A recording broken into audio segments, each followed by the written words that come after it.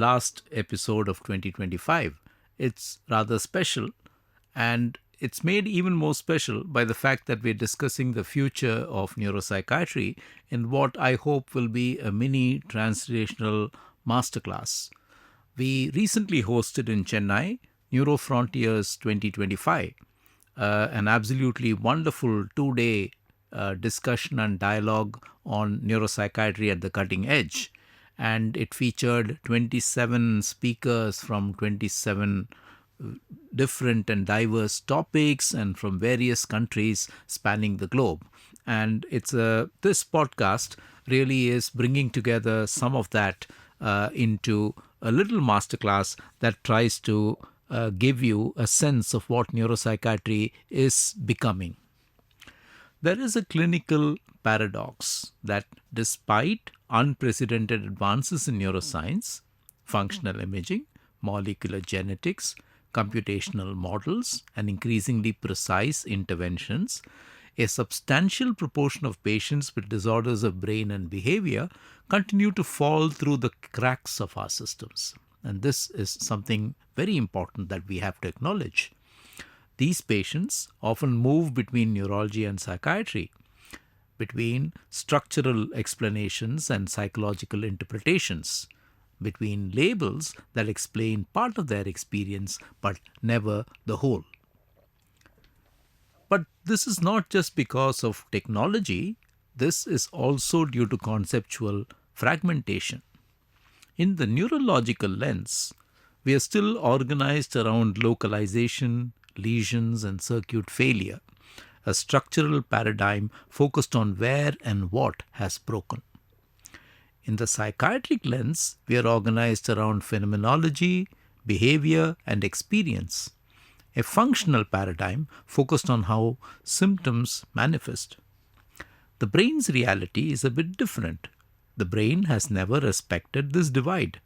It operates as an integrated system where structure, function, and experience are inseparable. This separation is no longer tenable, the separation between neurology and psychiatry. And NeuroFrontiers was convened precisely to address this fundamental problem. It had the participation of the International Neuropsychiatric Association, currently led by Dr. Valsama Eapen of Australia. It had the participation of the Global Neuropsychiatry Group, a very dynamic group of practitioners and researchers put together by Dr. Jaswinder Singh, again of Australia. And the program was curated by Vivek Mishra from Buddhi Clinic, working together with Professor Valsa Eapen and Dr. Jaswinder Singh.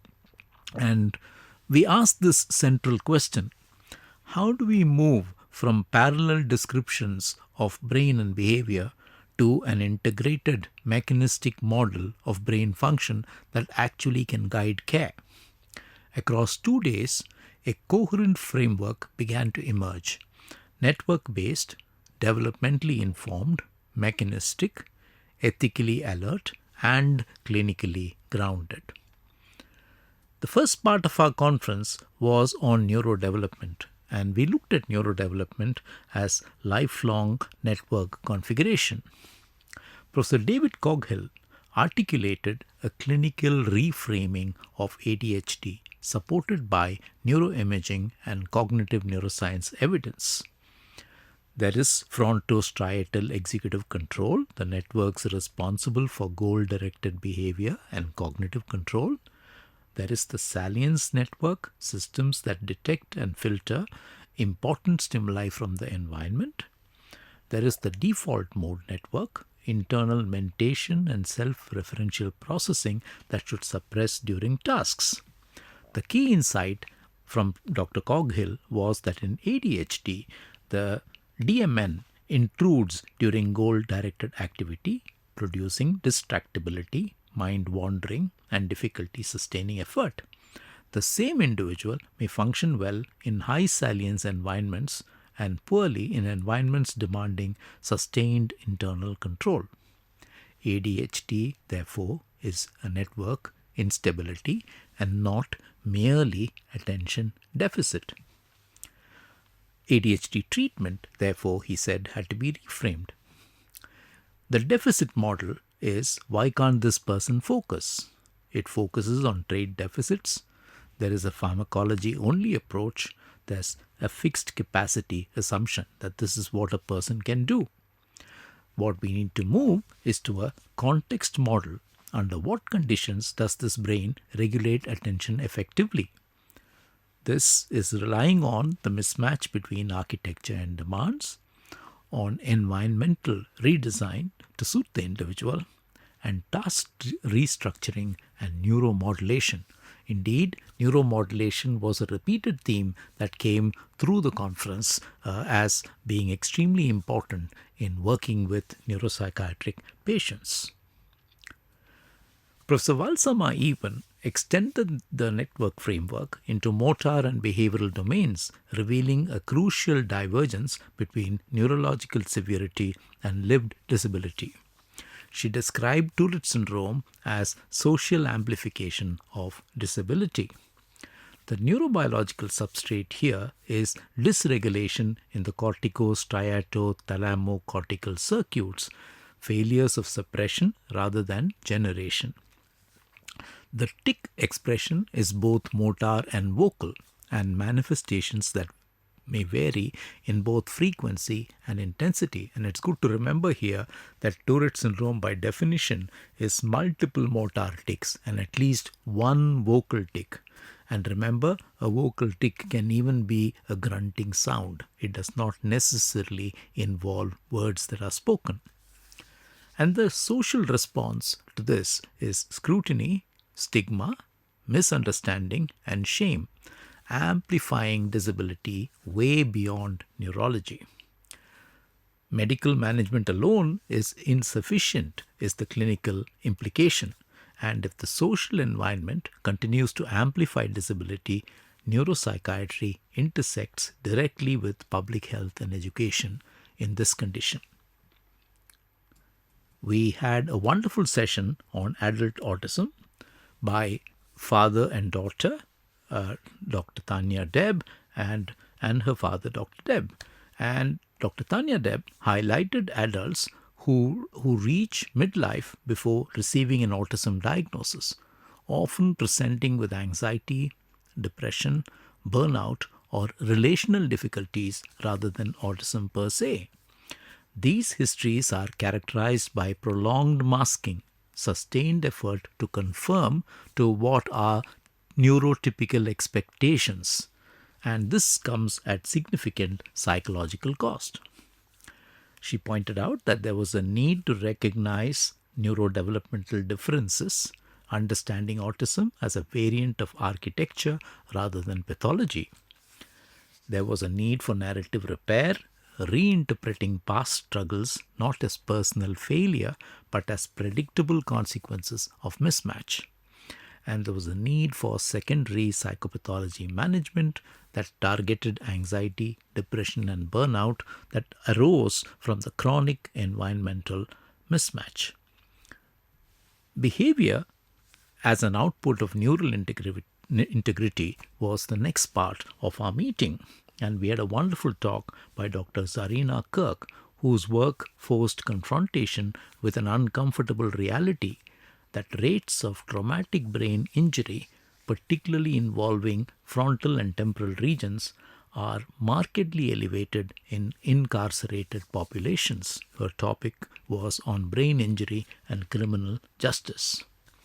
What she pointed out was that we had several levels of problem. There was a problem with impulse control in this population, the inhibition of immediate responses in favor of deliberate action. There was a problem of emotional regulation in this population, control over affective responses and frustration tolerance. There was a problem of future planning, the ability to project actions forward and consider long-term outcomes.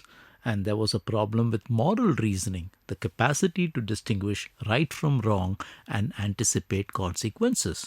And indeed, these layered problems were what resulted in the people landing up in the criminal justice system. And many of them had a history of traumatic brain injury, which led to all these problems. The translational challenge, he pointed out, was that when neurobiological impairment is interpreted as a moral failure, systems default to punishment rather than rehabilitation. Neuropsychiatry, in this circumstance, becomes inseparable from ethics and policy advocacy. Professor Umar Rao, on the other hand, spoke on neural markers associated with risky behaviors in adolescence, introducing a different ethical tension. If neurobiological signatures of vulnerability can be identified before behavioral manifestation, the question will shift from whether to intervene to how to intervene without stigmatization. Early identification, therefore, was through neural signatures that predict vulnerability before symptom emergence. And the ethical tension is balancing intervention against autonomy, labeling, and its unintended consequences. Again, here the translation challenge is not technical but moral. Neuropsychiatry moves into the domain of preventive ethics.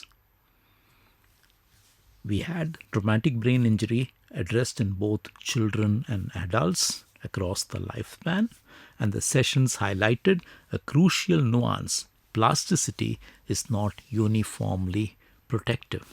In pediatric traumatic brain injury, networks are disrupted during critical developmental windows, potentially altering trajectories of cognitive and emotional maturation. Early injury, therefore, affects the foundation being built.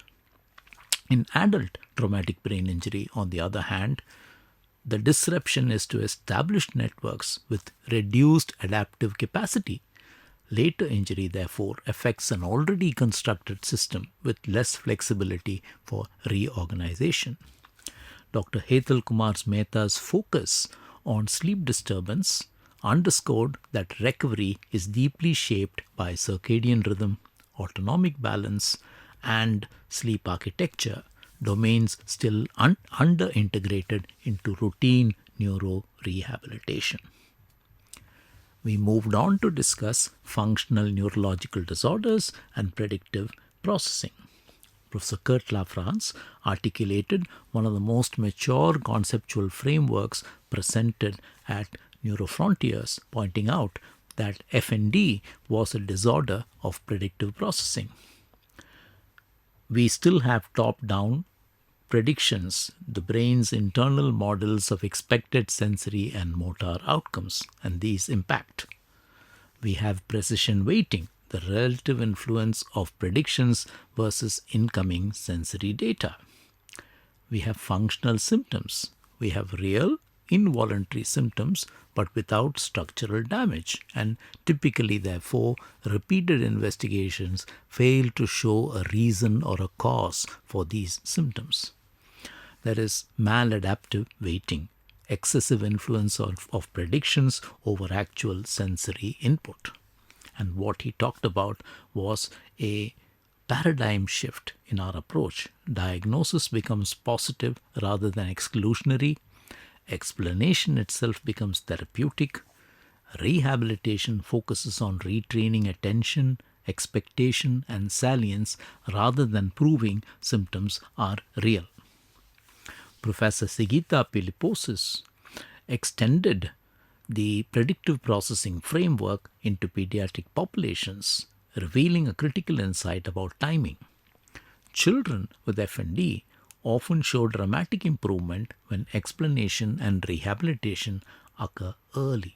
This is not because symptoms are trivial, but because predictive models have not yet consolidated.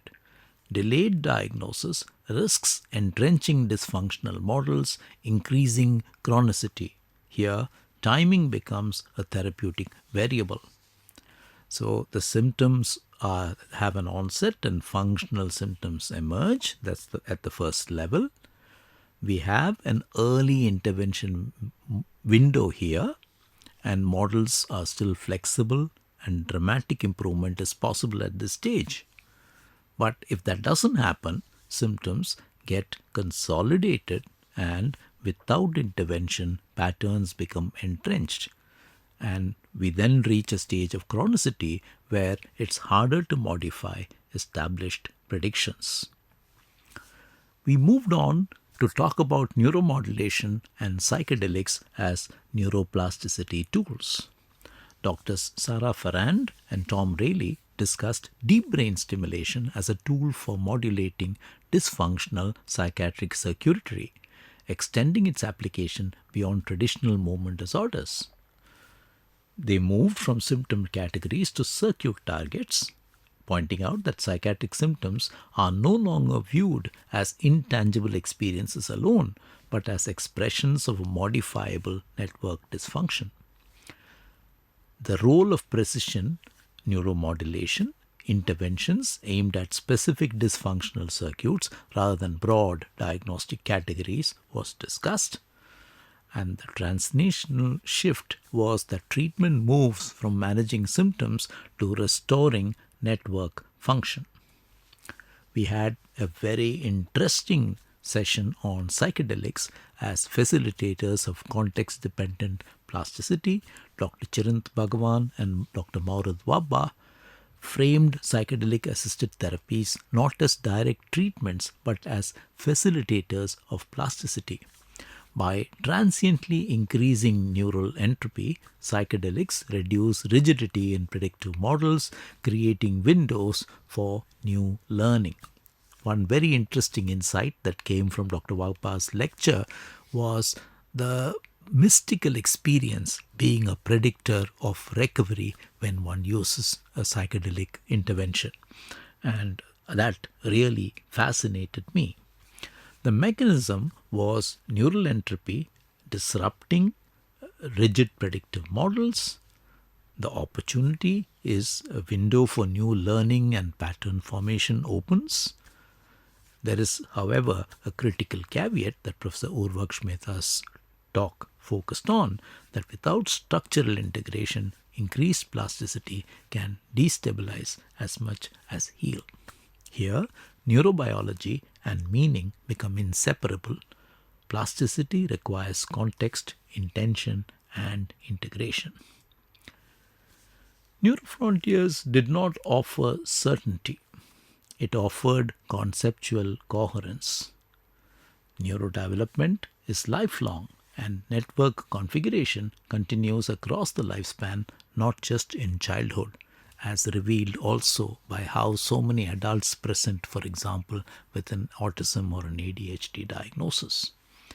Behavior is a biological output. Actions and experiences emerge from neural integrity and network function. Functional disorders are mechanistically intelligible. Symptoms without structural pathology can be understood through predictive processing models. Interventions target networks. Treatment increasingly modulates circuits rather than suppressing isolated symptoms. It's not that pharmacotherapy is not important. Drugs have a huge role to play, and as Dr. David Coghill pointed out, in ADHD, for example, the single proven treatment remains the attention-enhancing drug. However, we have so many opportunities today to influence neural networks in people who present with psychiatric symptoms, and this was something that the conference really highlighted. The future of neuropsychiatry depends on our willingness, therefore, to integrate neuroscience, clinical practice, ethics, and meaning. And that, ultimately, is what NeuroFrontiers was all about. I hope you found this a useful summary of what was a very interesting conference. It's probably a little content heavy, but if you'd like to know more, please do visit the Buddhi Clinic website and of course follow us on the NeuroKrish Immersion for more information. We are on Spotify, YouTube, and Apple. Do like and subscribe. Thank you.